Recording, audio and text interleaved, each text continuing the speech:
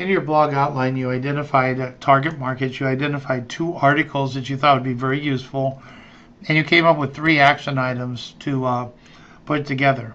In this assignment, we're now going to take it to the next level, and we're going to create our first blog. When I say create, I do not mean publish it yet, but we're going to create it. And let me take you through the steps of how you're going to do that. First, you go to the blog site, which is www.blogger.com. Because each one of you wants to put it in, everybody will use the same username password. And use socialimc@gmail.com is the username.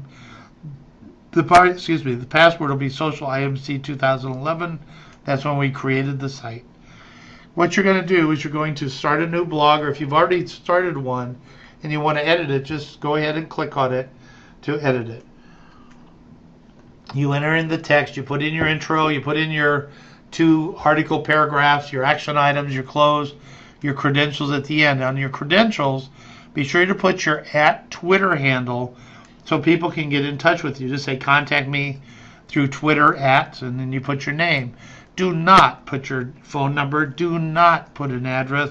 Do not put your email address, or you're going to get swamped with junk. What you do is you use Twitter as your filter device for your credentials. Add a great graphic. Be sure you cite the sources.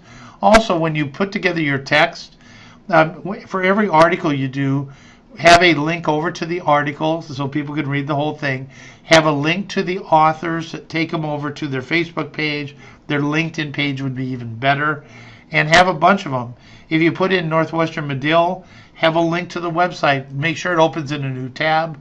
But give people a way to do that. The more you link out, the more credibility you'll have, and also the more search activity you're likely to have. Then, on your right-hand side, you'll see the term for labels. What you want to do is click out that open and put in relevant labels. By that I mean using what you found in social mention.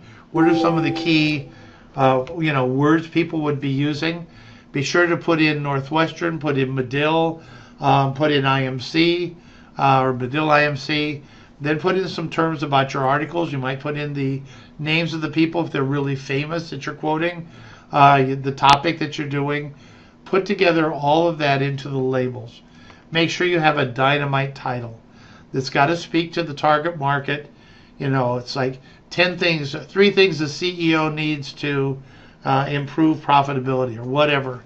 Make sure you're talking to them and make it kind of snappy. Then when you're done with it, do not publish it. Simply save it. Okay?